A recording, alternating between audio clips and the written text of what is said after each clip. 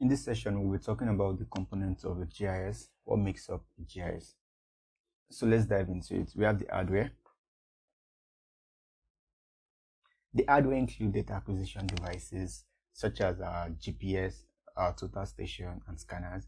Also, the host computer, which we use for processing and manipulating and storing the geographic data. Also, output devices such as our graphic screen, that's the monitor, our printer, and plotter. Software.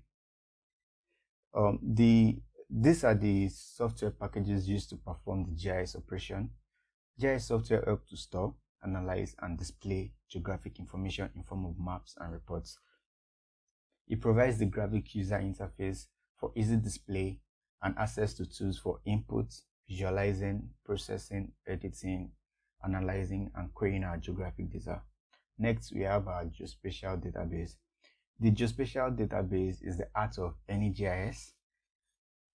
It's a database that is optimized for storing and querying our data that represents the objects defined in a geometric space.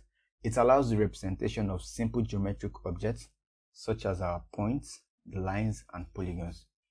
Next, we have the methods. Methods are also known as procedures. They are used interchangeably. These are algorithms and rules used for integrity checks, transaction controls, database updating, etc.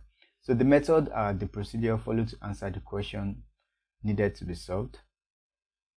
Method in GIS include how the data will be accessed, stored, managed, processed, analyzed, and finally presented as output for particular application.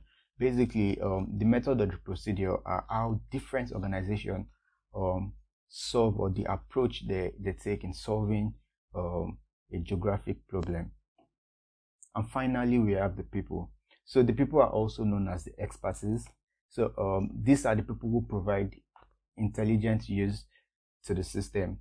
GIS is of limited value without the people who manage the system and to develop plans for applying it.